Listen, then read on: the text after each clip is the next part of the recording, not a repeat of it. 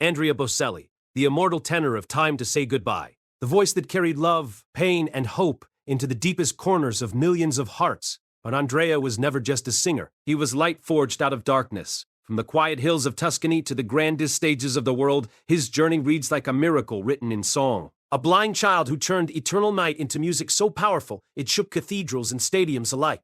Again and again, fate tried to break him, a cruel accident that stole his sight forever, the heavy grip of poverty, a heartbreak of a marriage that fell apart, each blow cut into him like a blade. And yet, he rose above it all, stronger, brighter, unstoppable. Today, at 66, he still faces storms most men would crumble under. But Andrea has never been a man who bows to the storm. It's devastating to imagine a life condemned to shadows before it even had a chance to open to the light.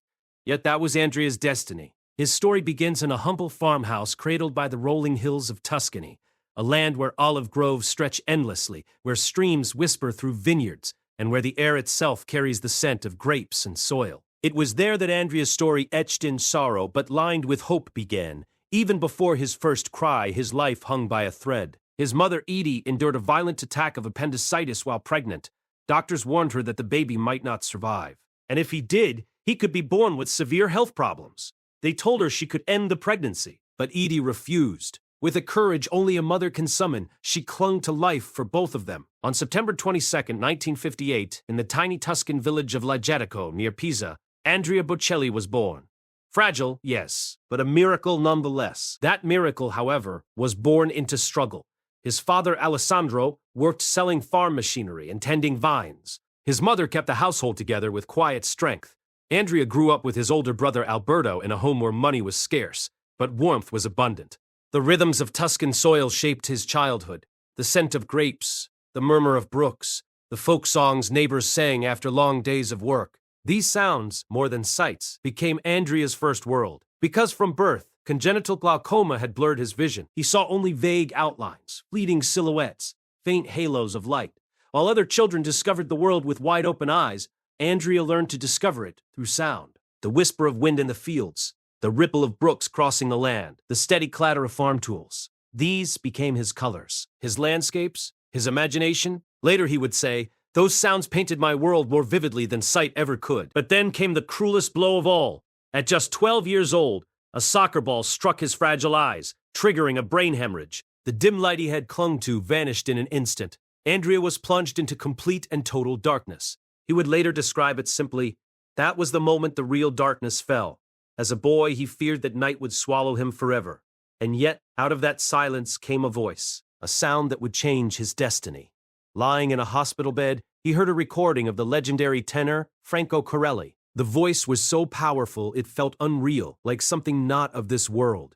Andrea turned to his mother in awe, asking how such singing could even exist. A family helper, Oriana, saw the spark in his heart.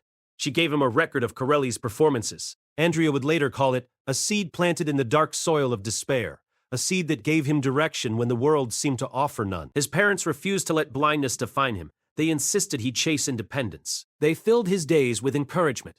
Andrea learned piano, guitar, flute, saxophone, trumpet, even drums. Villagers who heard him sing at small contests were stunned into silence. In that boy's voice they heard something ancient, something eternal, something that felt like destiny. But applause was not constant. Andrea's teenage years at a boarding school for the blind were marked by aching solitude. The dormitory was crowded with 64 other boys, yet Andrea often felt completely alone. He would lie awake at night, longing for home, holding on to music like a lantern in the dark. Music was the only way to keep the darkness from winning, he recalled years later. That lantern lit in sorrow was forging resilience. Resilience that would one day carry him from those silent valleys of Tuscany to the greatest stages in the world. But survival demanded more than music. After blindness stole his childhood, Andrea returned home determined not to be defined by it. His parents had given him resilience, but now, as a young man in the early 1980s, he had to prove it himself, and while music was his heartbeat, it was not enough to pay the bills. Reality was merciless, so Andrea turned to law.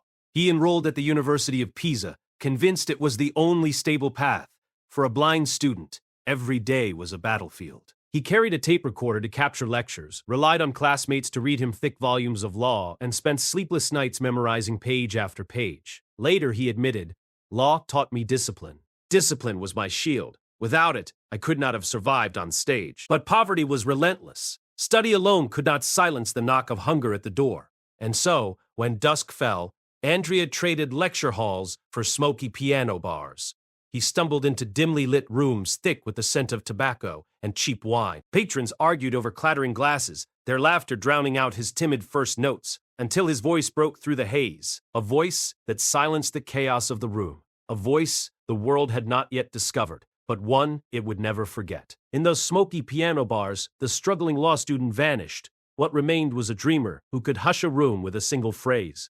He earned barely enough to scrape by, yet those nights gave him something far more valuable than money. They gave him a stage, a crucible where his voice was tested against indifference, hardened against noise, and sharpened into destiny. Years later, he would call those piano bars his battlefield, places where he learned to sing above chaos, to reach hearts that were never listening. It was in one of those dimly lit rooms in 1987 that fate placed Enrica Cenzati before him, the young woman who would become his first wife. But even love could not silence the storm. By day, Andrea wore a suit, standing in courtrooms as a lawyer. By night, he bled his truth into song, living two lives that could not coexist. And when destiny demanded he choose, it was music that claimed him forever. That moment came in 1992. Rock singer Zucchero Fornaciari needed a tenor for a demo of Miserere, a song intended for Luciano Pavarotti. Andrea sat at the piano, still unknown to the world, and let his voice rise. When Pavarotti himself heard the tape, he asked in disbelief, "Why do you need me when you already have him?" In that instant, the double life Andrea had carried for years dissolved. Music was no longer a dream. It was his calling. Soon he was touring with Zucchero across Europe, his voice soaring before crowds far larger than he had ever imagined. But every performance came with a hidden battle. Behind the ovations lurked stage fright that crushed his chest and whispered he was an imposter. "I trembled until the final note," he admitted years later. The world saw a rising star. Andrea felt the weight of every step into the spotlight. In 1993, Caterina Caselli, a former singer-turned-producer, recognized what others had overlooked, a tenor whose warmth could bridge opera and pop. She signed him to Sugar Music. A year later, Andrea stood on the stage of the Sanremo Music Festival, singing with such conviction that the audience fell silent. He did not just win. He arrived. His first album carried the same promise, that the calm sea he sang of was only the beginning of a storm. And what a storm it was! In 1995 came his second album, and with it, the song that would become eternal, Con te partirò. In 1996, its English version, Time to Say Goodbye, performed with Sarah Brightman, exploded across Europe. It sold millions, shattered records in Germany, and became a global anthem of farewell and rebirth. Cathedrals and stadiums trembled under its power, but fame was never smooth. Classical purists accused him of diluting opera, of weakening tradition. For a man who had battled doubt his entire life, those words cut deep. Yet Andrea pressed on. "Art is not about rules," he reflected. "If my voice reaches hearts, it has done its work." By the late 1990s, Bocelli was no longer a hidden talent. His concerts filled arenas where no tenor had dared to sing, Central Park, the Coliseum, even American homes through PBS specials. Every ovation masked a private torment. Blindness, poverty, and now fame. His journey was never easy. But that is what made it unforgettable. When Andrea's voice soared through Time to Say Goodbye, it was never just a song. It was the sound of scars turned into light. Yet even as his career reached unimaginable heights, his heart carried a private ache. Because the love that began in those smoky bars, the marriage that once anchored him, was fracturing under the weight of success. Andrea and Enrica's home was once filled with laughter, with the chaos of toys, and the aroma of her cooking waiting after long tours. But as the crowds grew louder, the silence at their table deepened. There were dinners untouched, nights where she fell asleep with their children pressed against her side, while Andrea sang oceans away. By the late 90s, applause had stolen what intimacy once held them together. In 2002, after a decade of marriage, Andrea and Enrica quietly parted. No scandals, no betrayal, only heartbreak. Andrea once said softly, "I will never speak ill of Enrica. She gave me 2 sons and 10 years of my life." Amos and Matteo became the true legacy of their love. And years later, when Matteo sang beside his father, he reflected, "My father taught me that music is not just notes, it is truth." The story of Andrea and Enrica is not just about a marriage that ended. It is the story of a man who gained the world but paid for it with pieces of his heart. It is about the merciless price that greatness demands, about how love, even fractured, leaves behind gifts that endure, and about the silence that follows applause, the silence in which Andrea Bocelli learned that to give his voice to the world, he had to surrender pieces of private joy. Perhaps that is why his songs carry such haunting depth.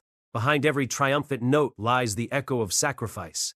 When his first marriage ended, Bocelli was left with emptier rooms, a voice celebrated worldwide, but a heart fractured.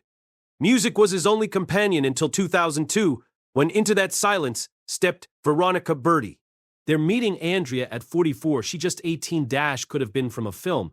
What seemed fleeting grew into a bond that endured storms and skepticism. Veronica embraced his blindness, his career, and his shadows, steadying the public figure while cherishing the private man. Their love grew patiently, more than a decade before marriage. In 2012, their daughter Virginia arrived, filling the house with new laughter. 2 years later, their wedding in Tuscany was intimate and sincere, proof a broken heart could be remade. Veronica became not just wife but partner in purpose, guiding the Andrea Bocelli Foundation and magnifying his light without eclipsing him. Happiness with Veronica gave Andrea stability, yet his deepest devotion revealed itself in his children. Amos, born in 1995, is quiet strength, grounding his father at the piano. Matteo, born in 1997, is legacy, his voice echoing Andrea's in Fall on Me, a living inheritance. And Virginia, born in 2012, is pure light, her small voice joining her father's on Hallelujah in 2020, reminding the world that hope can still sing. Together, they are Andrea's sacred stage proof that what fame once threatened to take, family restored. Perhaps this is his truest triumph, a boy once lonely in a boarding school for the blind, now flanked by 3 children, carrying his flame forward. The applause will fade, but the harmony of his family will outlive him. Yet the world beyond was not always gentle. In 2020, amid Italy's lockdown, Andrea voiced frustration at restrictions. His words, bored of exhaustion, ricocheted into controversy. Fans who once found hope in his voice now accused him of carelessness. But behind headlines was a father, weary of silence, worried for his children. When backlash came, he answered not with defiance but humility. I did not mean to offend. I spoke out of emotion, not disrespect. In those words, stripped of grandeur, he reminded the world that even the most celebrated voices still belong to fragile human hearts. For years, whispers claimed Andrea's blindness was romanticized, a marketing tool rather than a simple fact of life. The suggestion cut deep, not because it wounded his pride, but because it reduced decades of discipline to pity. His answer was steady. I do not want to be seen as a miracle. I want to be seen as a musician. His family echoed that truth, knowing the voice the world heard was not born of sympathy but persistence. Fame magnifies applause, but it also magnifies scrutiny. Andrea never fought critics with bitterness. Instead, he let storms refine his humanity. Music is born from suffering, he said, but it must bring peace. Perhaps that is why he endures, not because he avoided mistakes, but because he met them with grace. At 66, his life is no longer defined by struggle alone, but by the balance of faith, family, and art. From his villa overlooking the Tuscan Sea to the Teatro del Silenzio that roars alive each summer, his world is woven into Italy's soil. His winery and farmhouse carry on tradition. His Miami home serves as a base abroad, yet his true wealth lies not in stone or vineyards, but in permanence roots, not trophies. Through the Andrea Bocelli Foundation, applause is turned into schools, healthcare, and hope. His legacy is not just voice, but service. Health and discipline remain central. Horseback rides, long walks under the Tuscan sun, simple meals, and quiet hours of rehearsal. His silver hair and dark glasses now frame the image of an Italian gentleman who carries both suffering and serenity. And yes, he still sings. From Europe to New York, from duets with Matteo to tender moments with Virginia, and quiet evenings with Amos at the piano, the Bocelli name now sings across 3 generations. I do not sing because I must, Andrea once said. I sing because it is my promise to myself and to those who listen. That is his true inheritance. Not villas or awards, but a voice that became a prayer, a family that turned loss into legacy, and a vow renewed every time he steps on stage that even in darkness, light will find a way to sing.